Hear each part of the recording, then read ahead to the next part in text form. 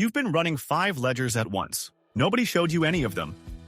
I'm Pauline Blaise Ingweth, creator of The Digital Rat, and this is UNCAPTURED, Episode 8, The Complete Ledger, Auditing All 5 Debts at Once. Over the last 7 conversations, we opened 5 separate ledgers, one at a time. Attention debt, the mechanism itself, transaction costs and fragmentation and depletion. Cognitive debt, where that mechanism lands in your working memory, your depth of processing, your decision-making reserve. Emotional debt, where it lands in the mood you carry, the one you never actually chose. Relational debt, where it lands on the people in front of you absorbing a cost they never agreed to. And neurowellness, the nervous system underneath all of it, carrying the physiological weight of every alarm the other 4 generate. Today, we're not opening a new ledger. We're looking at all 5 at once because here's what becomes obvious once you do. They were never actually separate accounts.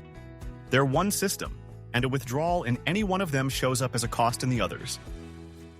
Let me walk through how they connect, because this is the part that changes how you actually approach fixing any of it. It starts with transaction debt, the small, constant interruptions. Each one on its own costs almost nothing. But transaction debt doesn't stay contained. It feeds directly into cognitive debt because every interruption draws down the same working memory that depth of thought requires. A mind interrupted often enough stops being able to hold 2 ideas at once, stops being able to process anything below the surface. Cognitive debt, in turn, feeds emotional debt. A mind that can no longer think clearly is a mind more vulnerable to reactive emotion, less able to pause, evaluate, and respond deliberately, and more likely to simply react. The same fragmentation that erodes working memory erodes emotional regulation, because both draw on the same limited executive capacity. Emotional debt feeds relational debt directly. A nervous system running hot, primed for reaction, has less patience, less presence, and less capacity for the kind of sustained attention real connection actually requires. The irritability and reactivity building in one person doesn't stay contained to them. It shows up in every conversation, every interaction, every moment where presence was needed and volatility showed up instead. And underneath all 3 of these, cognitive, emotional, relational, sits neurowellness. Every one of these debts is, at the physiological level, an alarm. Thousands of alarms a day, none individually dangerous, all of them read by your nervous system as real. The chronic activation from constant alarms is the foundation the other 3 debts are quietly built on top of. You cannot fully repay cognitive, emotional, or relational debt while the nervous system underneath them is still running in a constant state of alert. This is why treating any one of these debts in isolation so often fails to produce lasting change. You can batch your notifications and reduce transaction debt, and still find your emotional volatility unchanged because the nervous system hasn't actually come down from its chronic activation.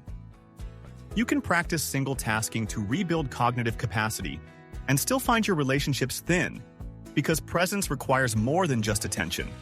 It requires a regulated nervous system that isn't constantly bracing for the next alarm.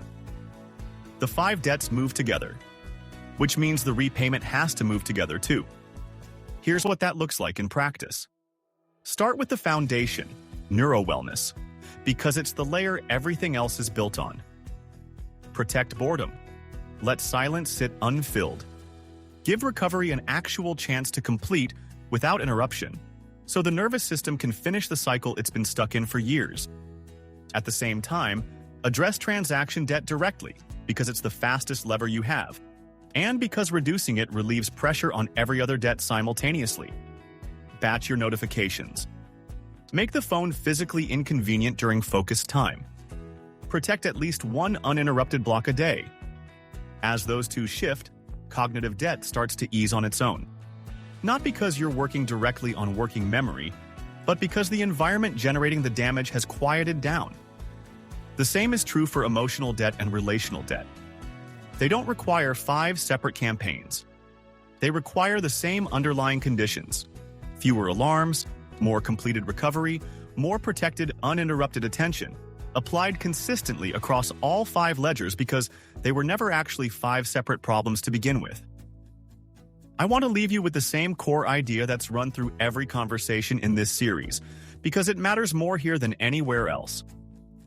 None of these 5 debts, attention, cognitive, emotional, relational, or the nervous system dysregulation underneath them, are personal deficiencies. They are design outcomes. Every single one of them is the predictable result of systems engineered to extract engagement faster than any human system, cognitive or emotional or physiological, was built to recover from. And design problems have design solutions, not 5 separate solutions. 1 shift, applied consistently. Fewer unconsented withdrawals, more completed recovery, and a ledger that finally starts moving in a direction you actually chose. You can't fix what you've never measured. But now you've seen the complete ledger, all 5 accounts, and how they connect. What you do with that is entirely yours to decide. I'm Pauline Blaise-Ngueth.